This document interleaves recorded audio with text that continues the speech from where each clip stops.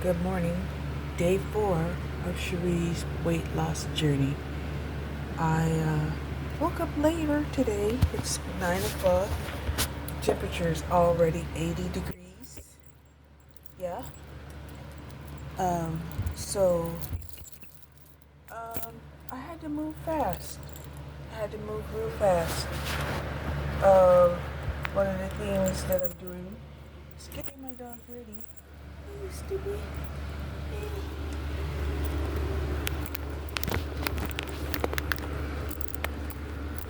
Ready to go for this walk.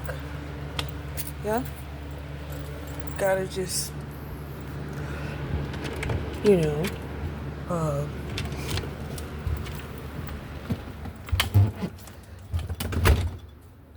push forward because um, it's day 4 of Cherie's weight loss journey. Yep, looks like we got a little overcast, so I might be beating the heat and I might be beating the rain. Either way, I'm ahead of the game. Okay, come on. Outfit of the day. Um, yeah. Here's the thing. Even though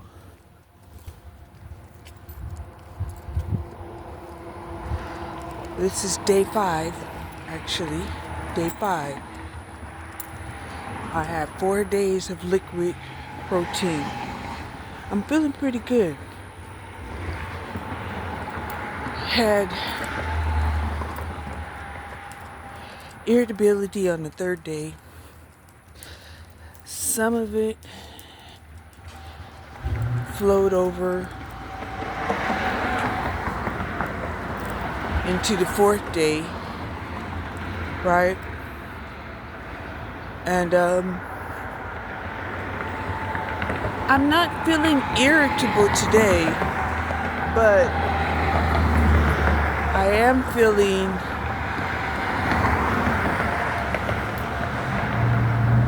cocky in a way.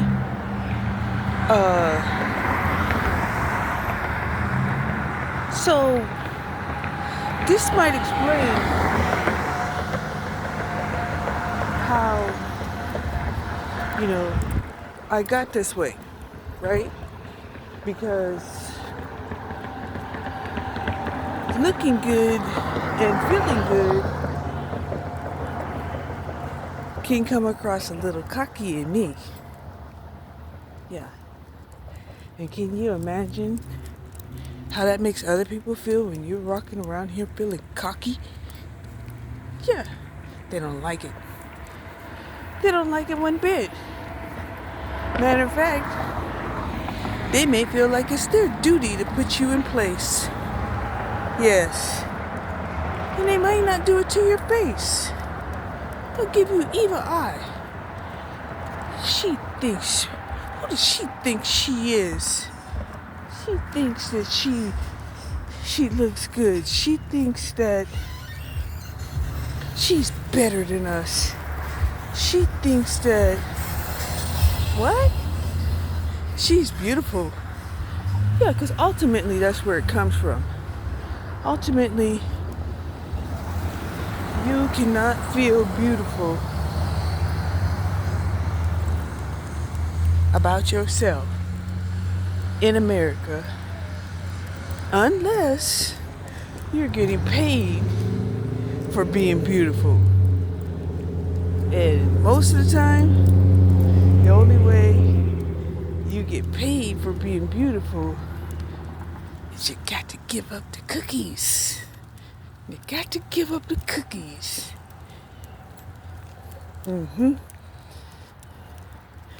And they kind of knew about that when I was growing up and encouraged people in non-verbal ways to stay away from the industry. The industry is corrupt, right? Unsavory, immoral, right? And at that time, we were like,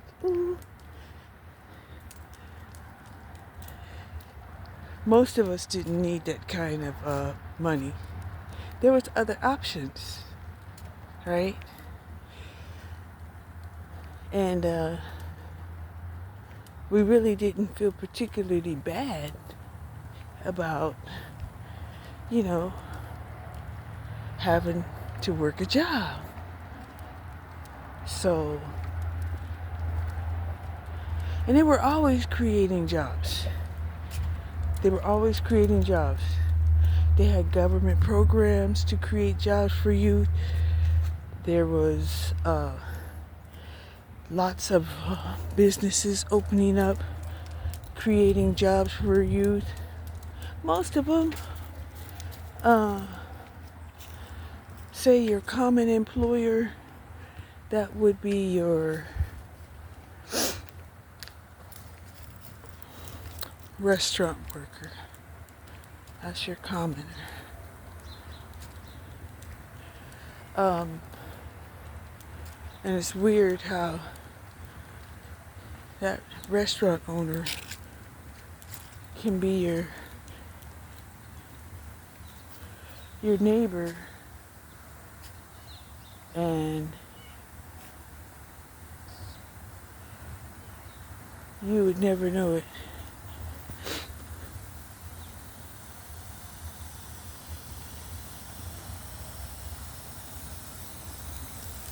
So,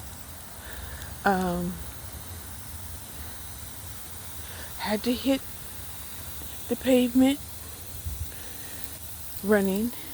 Didn't get a chance to drink a protein shake or even grab one as I was hitting the door. Right? Feeling a little cocky. Don't need that protein shake. But mind your business. I did make sure I took an aspirin. I did not want to be out here and wobbling back home like I did yesterday. Right? I'm out there walking and legs start hurting and I'm wobbling back home. What is wobbling? Walking like this.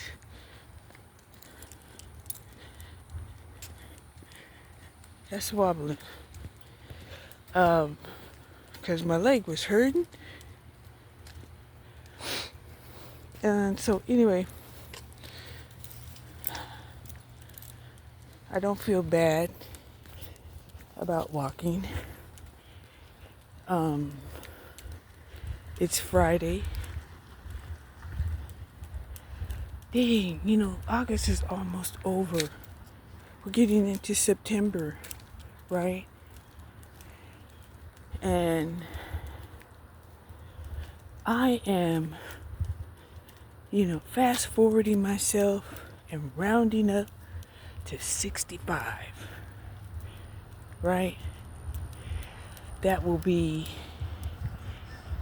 in the year of 2026, right? I don't know why I want to do that. Maybe that number is significant. It is to me, of course. That's when I become a graduated senior citizen, right? Right now, I'm a freshman senior citizen. No, I'm a sophomore. I'm a sophomore senior citizen. Yes. Got a couple of years to go. Okay? So, anyway, wow. Looks like this house has everything they need, right? Work van, camper, work truck. Very nice.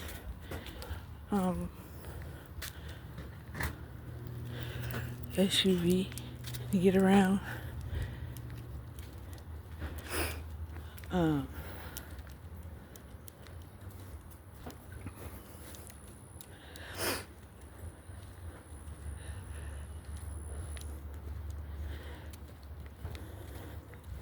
I'm kind of loving this semi-retirement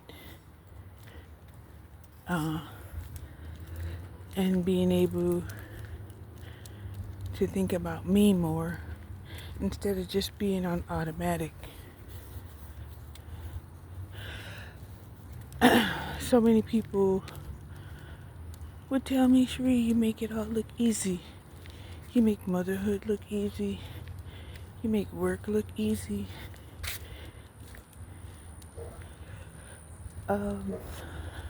You make workout look easy. You make owning a dog look easy. You make being in a relationship look easy. And I'm like, yeah, easy breezy, right? That's how it looks. But it's not. It's not easy. It's not. It looks easy when you're happy to do what you're doing, right? And I guess it is kind of a feeling of service. When you have that feeling of service, if you're not a selfish person, you don't mind being happy about the things that you need to do. And what do I say need to do? We all need to do something. You know, they have people out here that will tell you, oh, I don't need to do anything except breathe and die. You're like, okay. But most of the time, those people are miserable. I've seen some of them, right? A lot of them, they're SSI recipients, right? And they don't know what to do with themselves. And even though, they make it seem like, I know what to do with myself. I may have some problems and some mental issues, right? And I asked a lot of them, are you going to counseling or seeing a doctor on a regular basis? No, they're not. I'm like, wow, we have a beautiful country that will give you money and so that you don't go to work, harm yourself or other people, and not require you to go to counseling. I was like, well, what? Right? So, yeah, it does seem like easy peasy money, right? But, think about it. If you didn't have to do something every day of your life, I don't care how long you do it, but every day you wake up and you're not required to do anything. And believe me, these people aren't going to the shelter and, helping them clean up. They're not going to the food bank and helping them disperse food. They're not. Right? Easy peasy money. Right? So, a lot of the people that are on SSI, they're not happy. Right? They start getting that cortisol layer of visceral fat around the stomach, and next thing you know, they're overweight, right? And it's just a matter of time before they become chronic patients to the system, right? And it has nothing to do with making them better. It's about helping them deal with the symptoms. So now they're overweight. They're starting to feel, a breakdown. They might be a little bit younger or healthier. And they are starting to get high blood pressure, right? These are people that stay at home. These are people that don't have to go to work. And it's like, well, how are you stressed out? Right? Because we eat when we're bored,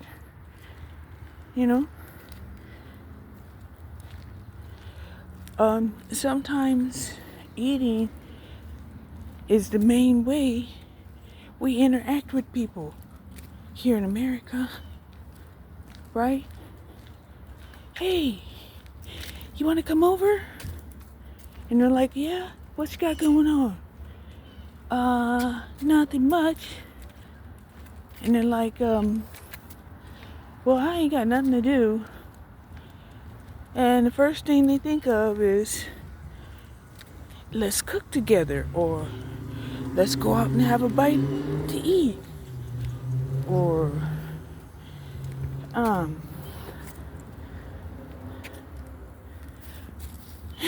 come over and we'll order DoorDash, right? We'll order food in, right? So now they have purpose,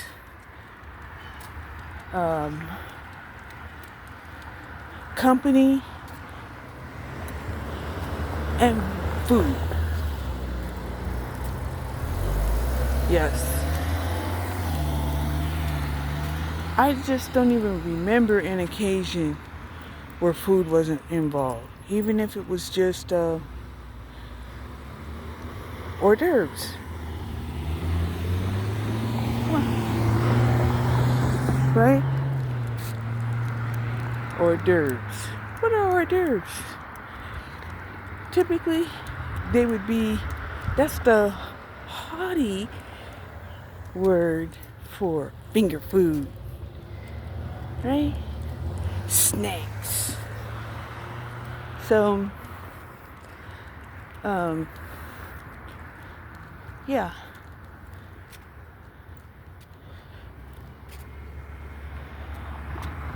So, yeah. Food is involved in everything we do. And then when it's not food, then it's something we drink, right? Men, they love to get together and drink alcohol. Oh, yes. Oh, my God. Baseball season, it's like watching them at boy camp. There ain't no women there. They can eat and drink whatever the hell they want. And they love it. They'll do it every night of summer if they could. And some do. Some really do. So, yeah.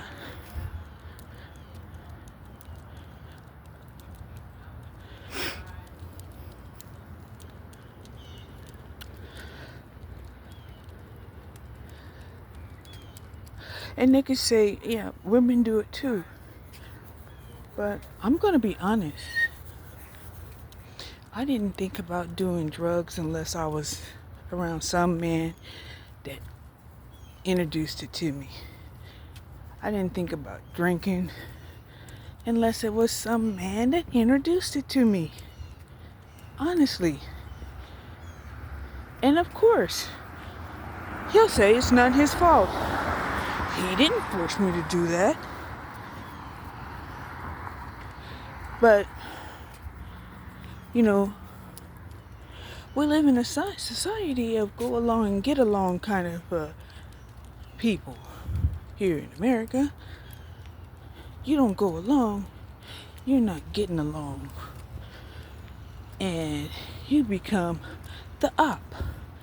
And the scary thing about becoming the op is you don't know how bad it will get. Some people believe that you're only going to be treated as bad as you deserve, right? But say you're a person that just doesn't want to do drugs, you don't want to drink, you know, you don't want to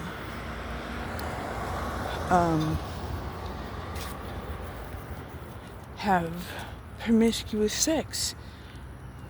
You don't want to be a Bible or a Quran thumper, right? Well, they don't think it's a crime to attack you and accuse you of every wild thought about you in their head, right? In other words,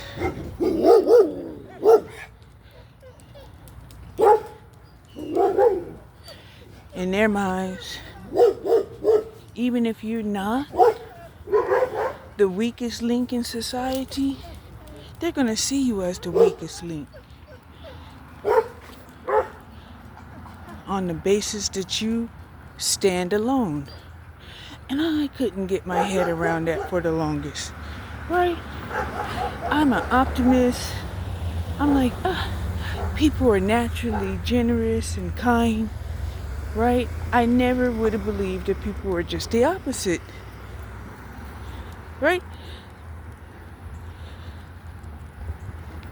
Because as a woman, we think that everybody is like us, right? We have our moments. Nobody's perfect. But normally, we don't set out our day as a predator. That's the difference between men and women. We don't set out our day as a predator. So, speaking of predators, you know, I can tell you I remember about 4 times when I was younger, young girl, not even a teenager yet, and I'm walking, and as I'm walking, you know, I pass a car with a man in it, and this man takes his wand out and waves it at me. I was scared. I didn't act scared. I looked cocky as a motherfucker, like, what the fuck? Okay? Having men waved or wand at me in my lifetime has happened, strangers, complete strangers on the street, had happened to me about 5 times, right? 3 in this country and 2 outside of the country, okay? So, they do it outside of the country also, okay? I can't even tell you how I was molested by the next door neighbor that was a disabled couple. Yeah. But,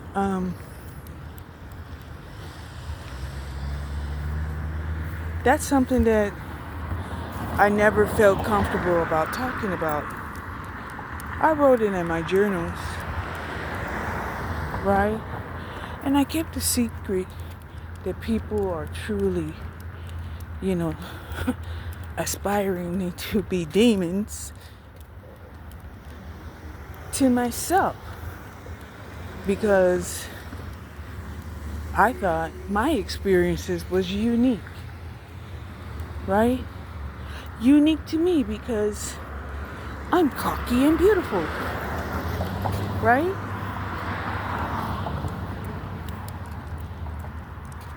But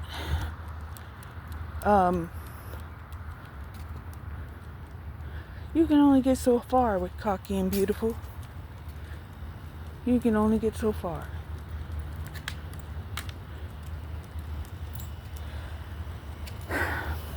And even when those things happened to me, I didn't think it destroyed me. And it didn't destroy me. It made me withdraw. It made me eat my feelings. Yes, I was starting to eat my feelings. Looking like everything was easy peasy and just push through. Okay? So, before I became a preteen, right, I had a situation where I had to live with my dad. My mom said it was for my protection. Yes. I used to wonder, you know, what really happened, but didn't really have time to think about it because, you know, it led to me being sent out of the house to live with my dad. And I was accused of flirting and calling my stepfather to come while we were camping, and we were all in the same tent together, to come to me. I was calling his name, and I had gotten the worst beating she'd ever given me. My mom had a temper, and she beat me a lot. Most people don't know it because, you know, the other people were men, and they jetted out of the house as soon as, you know, they could. They didn't hang around the house too much. So while they was out and about, you know, she used me as a sounding board to vent some of her anger and frustrations that she would have with my brother, or that she would have with her second husband. Yeah. So here's the thing. Yeah, I went to go live with my dad. My dad was fleeing prosecution.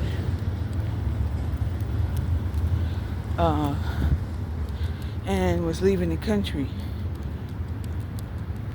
And so, you know, before he left, and I was staying at my grandmother's house, you know, I cried to my dad and I said, Dad, you know, if I can't be with my mother, can I at least be with my father? And this touched him to his core. My dad, he wasn't a nice man. You know, he was on one front a businessman, on another front a a family man. On another front, a gangster. And I had to say gangster because that could include doing dope, selling dope, prostitution, everything. Businessman, right? My dad felt like it was all the same because, it was for the same end, right? What was the end? To make money. It didn't matter because money was needed. So anyway, we left, flew to Algeria. Right after we got there, the Black Panthers had landed there. Got to meet them.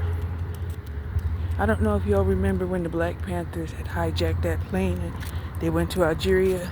Well, we were there before they got there.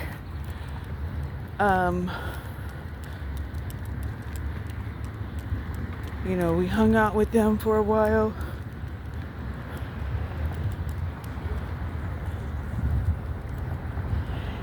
And at some point, things started to change.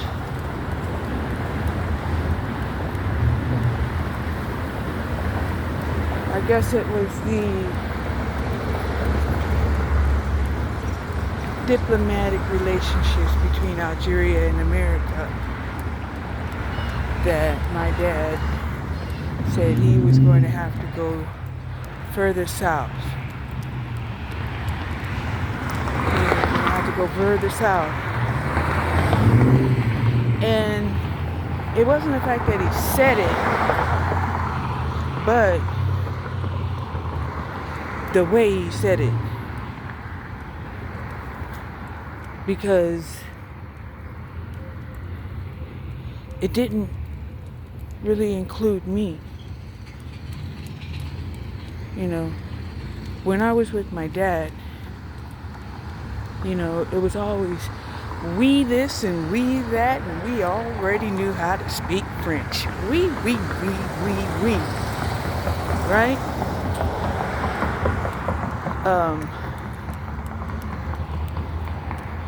So,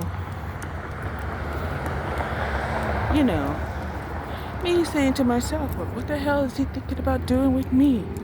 I know he's not thinking about having me stay with,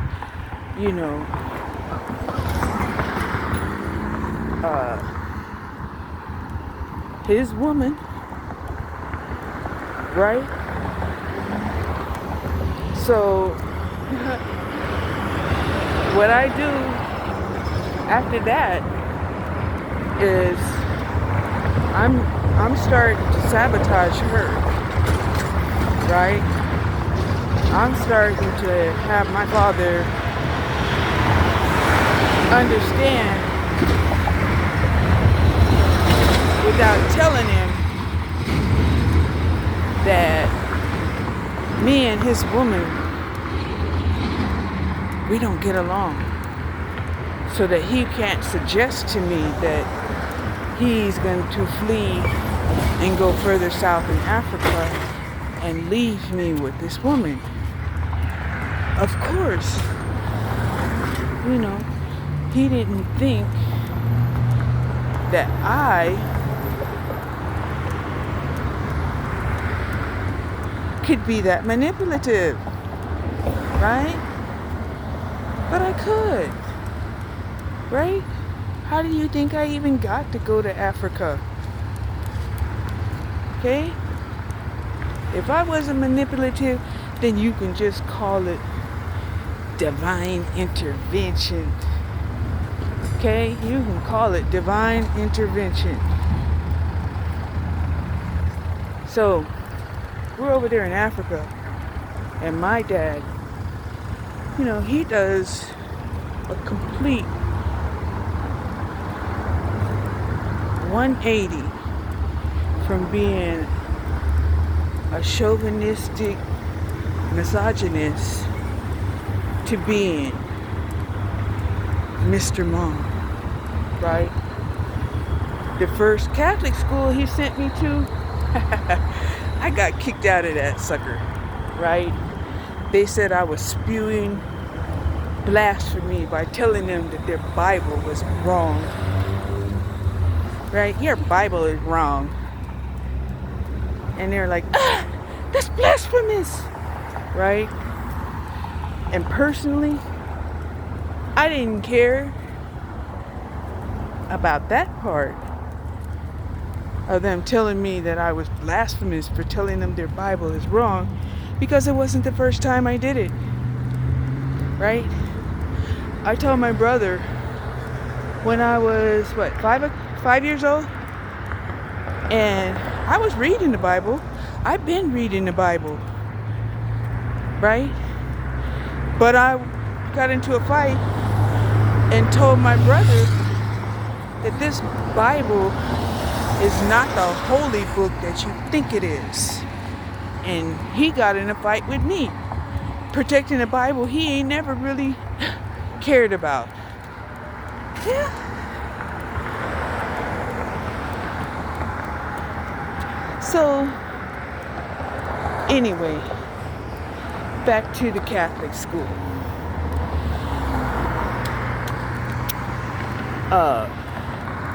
One nun thought, okay, well, we're gonna slap her hands with the ruler when, she says those blasphemous things, right? And me, being cocky, said, if you hit me, I will beat your ass. Of course, they called up my dad, said I threatened the nun, I had to go, and they kicked me out of that Catholic school, right?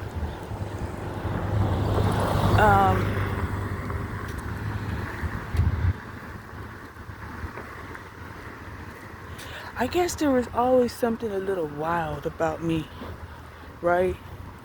That it was like, hey, if you have me commit to doing battle with you, I cannot assure you that this would have a happy ending or end at all. Okay? So,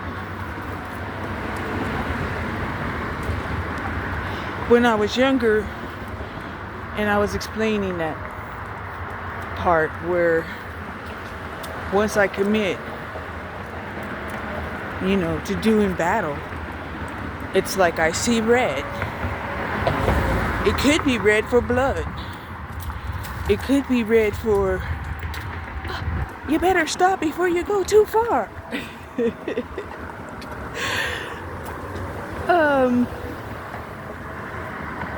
Yeah. And I remember my brother used to tell me, he was like, Cherie, whenever the shit got to the point of injustice, you were always rah to get the shit popping off, right? And I really was. And I didn't care if you were male, female, and don't think I wasn't manipulative enough to figure out ways to take down adults. Oh my God, you was a bad an adult in my mind? You can best believe reports against you was going to the authorities. Anonymous tips? What? I didn't have to do that shit myself. all I had to do was plant a seed, and somebody else would do it for me. Yes. I can't say I was like that all my life, because at some point it was like, okay, you see that you can be influential in a bad way. Can you try to be influential in a good way? Tell that to a cocky person, right? So I try to be cocky in a good way, right? Lost all my bad friends. Yep, them minions, they hooked up with another narcissist. Yeah, I was weak in their eyes, talking about let's help the people instead of hurt the people. But of course, we only heard it out of justice, right? For those who have been wrong. So we were kind of rebels in our feelings, not just the gangsters, right? So anyway,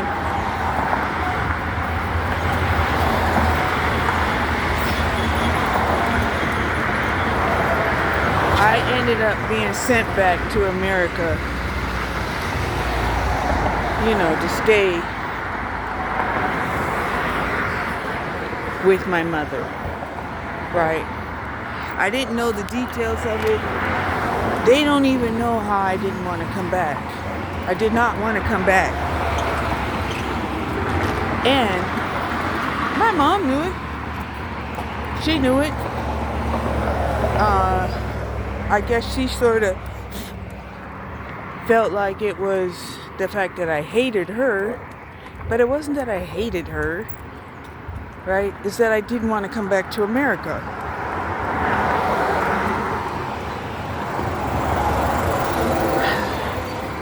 And my mom used to do bulk shopping,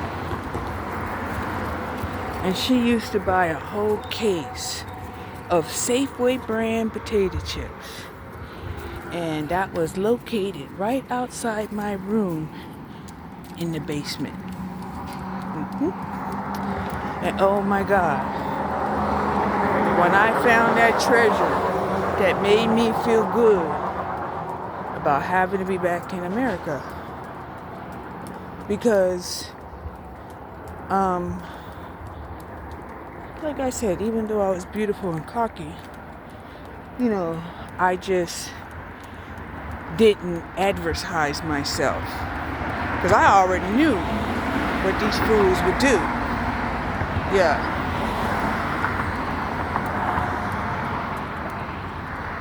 But my peer group, they were advertising all the time, right? Well, if you're not gonna wear halter tops and the cutoff jeans, you can't hang out with us. And so didn't go along, so we didn't get along. And I stayed at home and ate potato chips. I'm telling you, I gained so much weight so fast because I was eating 1 or 2 bags of potato chips a day. And then one day my mother looked up and she was like, I'm telling my mom, hey, I don't have no clothes I can fit. And she looked at me, she looked me up and down, and she was like, what? What? So yeah, I don't have any clothes that I can fit. So this meant a shopping trip. And here's the thing about gaining quick weight from potato chips on my body, right? it all went around my stomach and my breast. What? Yes, my stomach and my breast. So she was like, I didn't even notice you were gaining weight. I thought you were just, developing breast.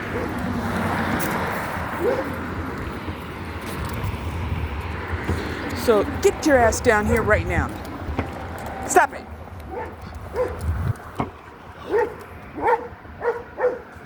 Breathe. And come around. Get your ass around here. Dumbass. So, right? But I told her no.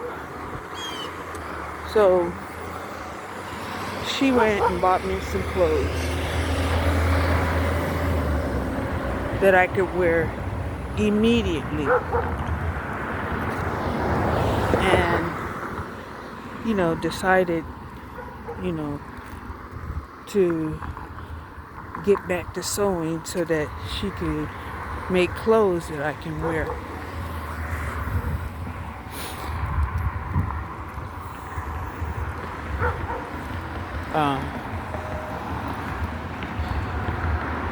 It's interesting when,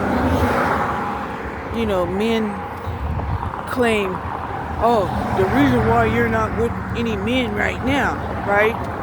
As if, you're going to find a man that wants you and also loves your children that is not his, that belongs to some other man.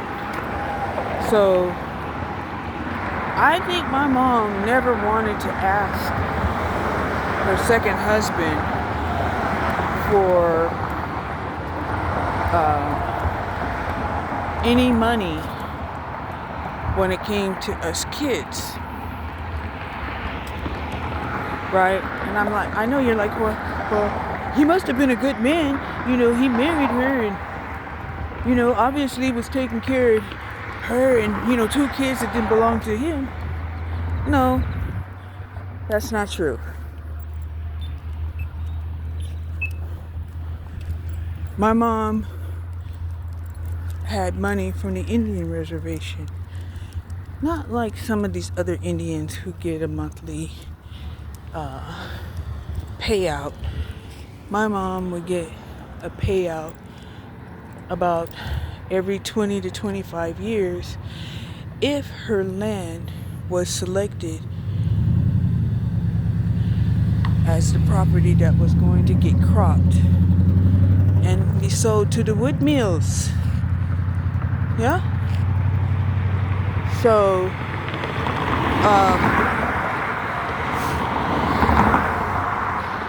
she had some money now and then. And she used that money kind of like a separate treasury for me and my brother.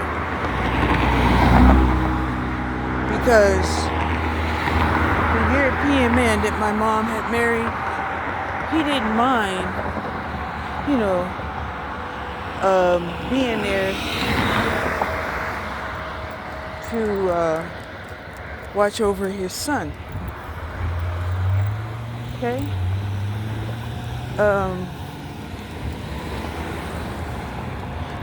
But don't get it twisted. This man was not taking care of us. And even when she used to placate him and say, oh, he's taking care of all of us, and that he had bought a house, right? Can you believe the houses back then? You could buy a 4-bedroom house and a plot of land right next to it, and a converted garage in the back for $5,000. Now, it wasn't in tippy top shape. No, it wasn't. But it could be bought. And I would say we was about a mile from the lake. Okay? So now,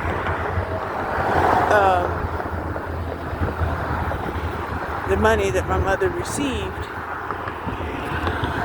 had to be allocated between the kids and renovation of the house. And,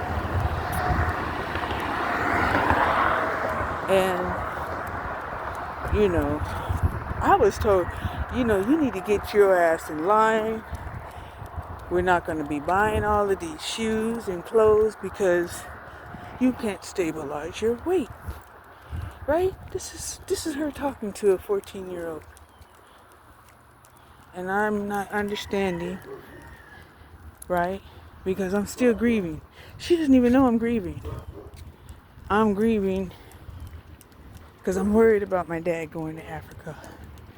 I'm worried that I'll never see him again. And I'm grieving that I left Algeria after I called Algeria home. A lot of people don't know how that feels when you go to another country and that new country feels more like home than home does. And it's so involved that you don't really want to talk about it. Right? You don't want to talk about the so many times that you didn't go along and they didn't get along. Okay? You don't talk about it. It's like silent lies. Right? This is when we speak non-verbally. This is when we speak using telepathy. Right? You ever wondered how these enemies know that you don't like them? Right? It's a vibe. It's something you just know.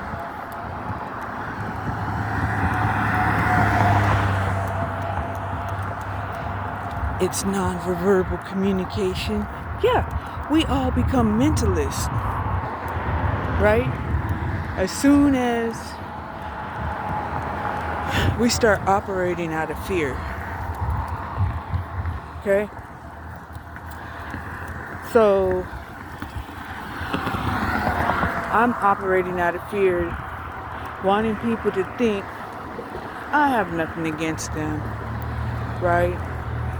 What don't you understand that I'm grieving another land, another people, and they're not here, right? And when you tell it to them enough times, this is where some of them, they will lash out at you. It's like, how dare you? How dare you be in my presence and long to be somewhere else? What?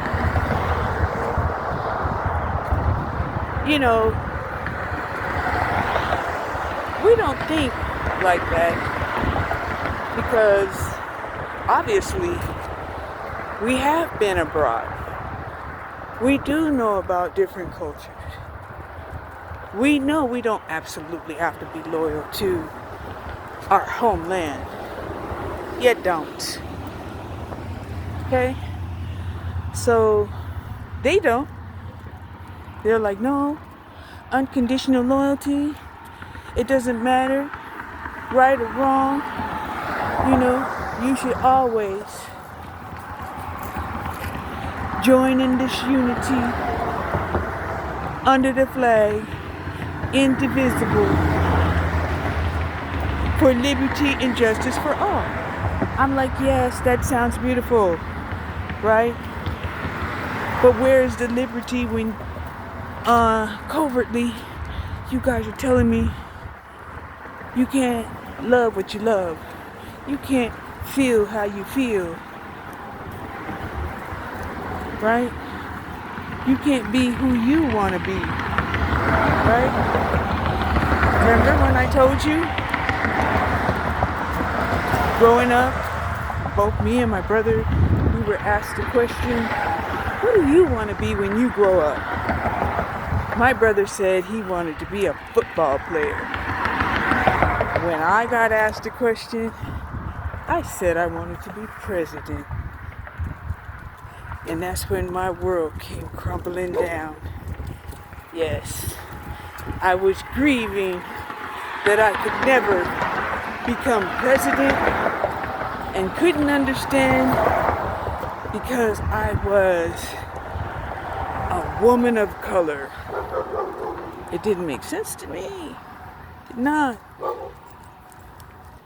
However, apparently, that stinking thinking made sense to everybody else around me. Oh, yes. Yes, yes, yes.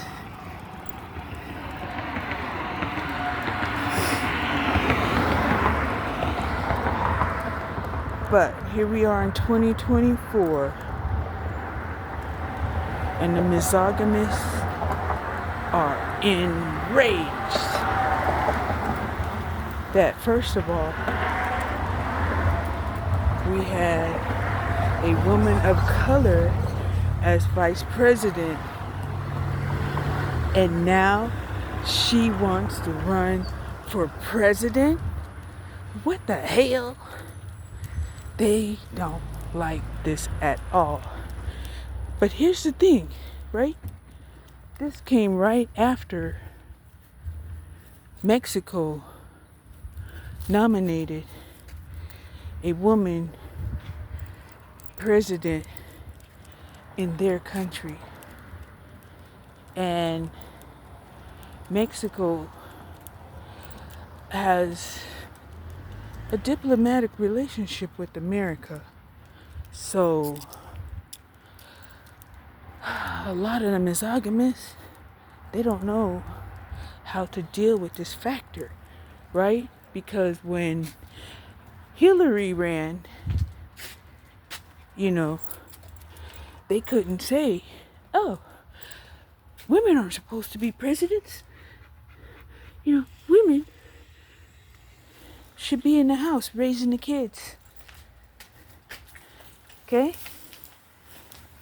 But Mexico showed up and showed out. Yes.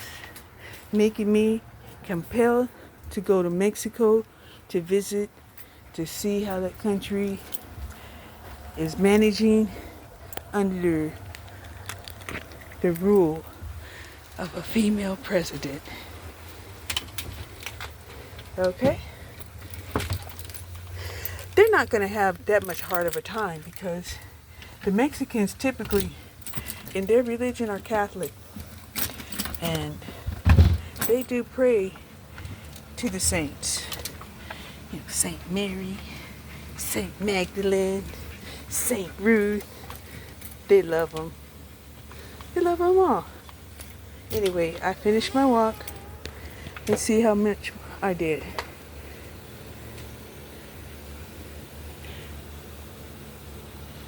Okay, 2,000 steps. I know this is wrong. And the reason why it's wrong is because my arm is stabilized and won't register the steps because I'm holding Snoopy and the phone. Okay, but that's cool. I still walked. Okay. Thank you for joining me on Cherie's weight loss journey. Love you. And come back again. I'll be doing 1 to 2 other videos today.